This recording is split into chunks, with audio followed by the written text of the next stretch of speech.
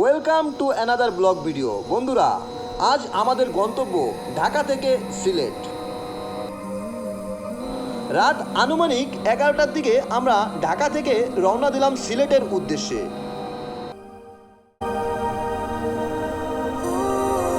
সিলেট বাংলাদেশের উত্তর পূর্বে অবস্থিত একটি প্রধান শহর। একই সাথে এই শহরটি সিলেট বিভাগের বিভাগীয় শহর। এটি সিলেট জেলার অন্তর্গত। এটি ঢাকা, চট্টগ্রাম, খুলনা, কুমিল্লা নগরের পর পঞ্চম বৃহত্তম শহর সিলেট সিটি কর্পোরেশনের আওতাধীন এলাকায়। মূলত সিলেট শহর হিসেবে পরিচিত। সিলেট 2009 সালের মার্চ মাসে একটি মেট্রোপলিটন শহরের মর্যাদা লাভ করেছে। বর্তমানে আমরা সিলেট গ্যাস ফিল্ডের সামনে চা বাগানে অবস্থান করতেছি। এখানের দৃশ্য আমাদের সবার নজর কাড়ে, যার কারণে আমি এবং আমার বউ মমতা এবং আমাদের আরও দুজন সঙ্গী মিলে এখানে কিছু সময় ফটোশ্যুট করার পরে পৌঁছে গেলাম সিলেট শহরে। এবং সিলেট শহরে পৌঁছানোর পরে আমরা রওনা করলাম ভোলাগঞ্জের উদ্দেশ্যে। ওই দিন খুব ভোরে সিলেট পৌঁছানোর পরে আমরা ভোলাগঞ্জের উদ্দেশ্যে রওনা দিয়েছিলাম এবং ভোলাগঞ্জ পৌঁছিয়ে সেখান থেকে আমাদের উদ্দেশ্য ছিল জাফলং। সিলেট মহানগরী সিলেট সিটি কর্পোরেশনের কর্তৃক শাসিত হয়। সিলেট সিটি কর্পোরেশন 27টি ওয়ার্ড ও 236টি মহল্লায় বিভক্ত। সিটি কর্পোরেশনের এলাকায় আয়তন 26.50 বর্গ কিলোমিটার প্রায়।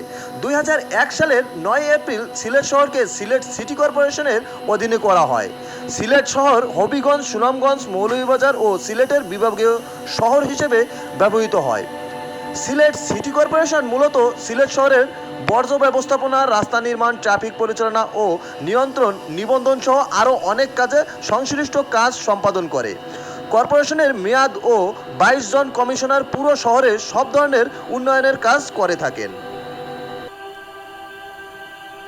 বর্তমানে আমরা সিলেট ভোলাগঞ্জ থেকে রওনা দিয়েছি জাফলংয়ের উদ্দেশ্যে। সিলেট ভোলাগঞ্জ থেকে জাফলংয়ের উদ্দেশ্যে আমরা বাইপাস একটি সড়ক ধরে রওনা করেছি এবং মাঝে পথে একটা সুন্দর জায়গা দেখে দাঁড়িয়ে পড়লাম ফটোশ্যুট করার জন্যে। এখানে দেখতেই পাচ্ছেন আমরা একটু ফটোশ্যুট করে নিলাম। বন্ধুরা, আপনারা যারা ঢাকা থেকে সিলেট আসতে ইচ্ছুক তারা ঢাকা কমলাপুর রেল স্টেশন থেকে প্রতিদিন সিলেটে যাওয়ার আশা করে 3টা ট্রেন। সেই 3টা ট্রেনের ভিতরে রয়েছে পার্বত, জয়ন্তিকা, উপবন। এবং সিলেট থেকে প্রতিদিন যাওয়া আসা করে একটি কালনি ট্রেন। ট্রেনের ভাড়া প্রকারভেদে 265 টাকা থেকে 2600 টাকা পর্যন্ত, আর সময় লাগবে 7 থেকে 8 ঘন্টা। এছাড়া বাসেও যাওয়া আসা করা যাবে।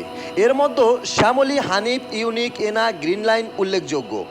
ওসমানী আন্তর্জাতিক বিমানবন্দর দেশের 3য় বৃহত্তম আন্তর্জাতিক বিমানবন্দর। প্রতিদিন ঢাকা সিলেট রুটে বিমান ইউএস বাংলা এয়ারলাইন্স নব এয়ার অভ্যন্তরীণ ফ্লাইট পরিচালনা করে। তাছাড়া বিমান বাংলাদেশের এয়ারলাইন্স সিলেট থেকে প্রতিদিন যুক্তরাজ্য ও মধ্যপ্রাচ্যের বিভিন্ন দেশে আন্তর্জাতিক ফ্লাইট পরিচালনা করে। ফ্লাইট দুবাই প্রতিদিন দুবাই সিলেট দুবাই রুটে একটি আন্তর্জাতিক ফ্লাইট পরিচালনা করে থাকেন। টিএসি এভিয়েশন এই বিমানবন্দর থেকে বিমান চালনা প্রশিক্ষণ দিয়ে থাকে এবং বাংলাদেশ সেনাবাহিনী এই এয়ারপোর্ট থেকে সেনা প্যারাপোর্ট প্রশিক্ষণ পরিচালনা করে। কথা বলতে বলতে আর প্রাকৃতিক সৌন্দর্য দেখতে দেখতে আমরা প্রায় কাছাকাছি চলে এসেছি জাফলংয়ের। তবে রাস্তা আমাদের অচেনা হওয়ার কারণে সময় একটু বেশি লেগে গেছে। বলা বাহুল্য যে আমরা 2টা মোটর সাইকেলে এসেছিলাম, তাই যানবাহনের তেমন যানজট পোহাতে হয়নি আমাদের। যেখানে খুশি সেখানে বেরিয়ে পড়েছিলাম এবং পথিমধ্যে আমাদের বেরোতে হয়েছিল অনেক খাল, বিল, নদী নালা। অনেক সময় আমাদের তো বাড়ির ভিতরেও ঢুকে পড়তে হয়েছিল মোটর সাইকেল নিয়ে। বন্ধুরা দেখুন কি সুন্দর প্রাকৃতিক দৃশ্য। সিলেটে রয়েছে নানা ঐতিহাসিক স্থাপন ও নিদর্শন। হজরত শাহজালালের দরগা, শাহী ঈদগাহ, শাহপরান মাজার, গাজী বুরহানুদ্দিনের মাজার, কিন ব্রিজ, আলী আমজাদের ঘড়ি, মালনীছড়া চা বাগান, মুরারিচাঁদ কলেজ, শাহজালাল বিজ্ঞান ও প্রযুক্তি বিশ্ববিদ্যালয়, museum of Rajas, Tilagarh eco park, Jalalabad Rakib Rabeya medical college, Jitu মিয়ার বাড়ি, জাফলং, শ্রীমঙ্গল চা বাগান, এছাড়াও অনেক নাম না জানা অজানা অনেক ছোটোখাটো চা বাগান এবং পাহাড়ি রাস্তা। বন্ধুরা, এই পথ অতিক্রম করতে আমরা প্রতিনিয়ত যে জিনিসটা খুব ফিল করতেছিলাম সেটা হলো গ্রাম বাংলার মাঝখান দিয়ে মোটরসাইকেল নিয়ে চলা এবং মাঝে মধ্যেই ছোটোখাটো খাল বিল পার হওয়া। মনে হচ্ছিল এ একটা অ্যাডভেঞ্চারমূলক পথ জার্নি। বন্ধুরা দেখুন, গ্রাম বাংলার যে মেঠোপথ ধরে চলতে এত সুন্দর এবং এত মনোরম পরিবেশের ভিতর দিয়ে আমরা যাচ্ছিলাম, যা আমাদের প্রতিনিয়ত মুগ্ধ করছিল। আপনারা ভিডিওতে দেখতেই পাচ্ছেন যে আমরা কোন পথ ধরে চলেছি।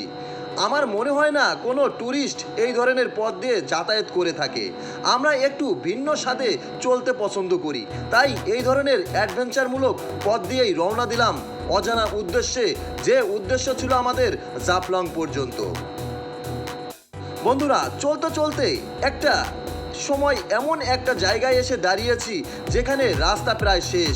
কোনো কিছু বুঝতে না পেরে এখান দিয়েই পথ চলা শুরু করতে থাকলাম এবং গ্রাম বাংলার মাঝখান দিয়ে চলতে চলতে হঠাৎ করেই দেখা মিলল জাফলংয়ের।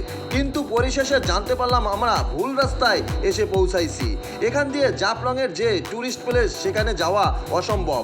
পরিশেষে আমরা মোটরসাইকেল ঘুরিয়ে নিয়ে জাফলংয়ের সেই ট্যুরিস্ট প্লেসে পৌঁছেছিলাম এবং এখানে আমরা লং টাইম ফটোশ্যুট এবং ভিডিও করে প্রাকৃতিক দৃশ্য দেখে মন জুড়িয়ে নিয়েছিলাম। বন্ধুরা, আপনাদেরকে বলতে ভুলে গিয়েছি, জাফলংয়ের যে ব্রিজটি দেখতে পাচ্ছেন এখন, এই ব্রিজটি পার হলেই ভারতের মেঘালয় রাজ্য এবং বাংলাদেশের সিলেট। এখান থেকেই দেখা মিলবে ভারতের উঁচু বড় সরু রাস্তা এবং উঁচু উঁচু পাহাড় পর্বত। আপনি যেমন দেখতে পাচ্ছেন ভিডিওতে, আমরা পাথরের ভিতর দিয়ে হাঁটতে ভয় পাচ্ছিলাম। এখানে আসলেই অনেক রিস্কি, তারপরেও এখানে এসেছি আর সুন্দর মনোরম পরিবেশে ভিডিও করব না, ফটোশ্যুট করব না, তা কি হয়? বন্ধুরা, কথা বলতে বলতে আর জাফলং দেখতে দেখতে আপনাদের মাঝে একটু কথা না বললেই নয়। আমাদের ভিডিও যারা দেখছেন, এখনও যারা আমার চ্যানেলটি সাবস্ক্রাইব করেননি, তারা দয়া করে আমার চ্যানেলটি সাবস্ক্রাইব করে দিবেন এবং বেল আইকনটি বাজিয়ে আমাদের সাথেই থাকবেন এবং নতুন নতুন ভিডিও তৈরি করতে আমাকে প্রতিনিয়ত উৎসাহিত করবেন। আপনাদের একটু উৎসাহ পেলে আমার নতুন নতুন ভিডিও তৈরি করতে উজ্জীবিত হয়। দেখা হচ্ছে নতুন কোনো ভিডিওতে, নতুন কোনো জায়গায়।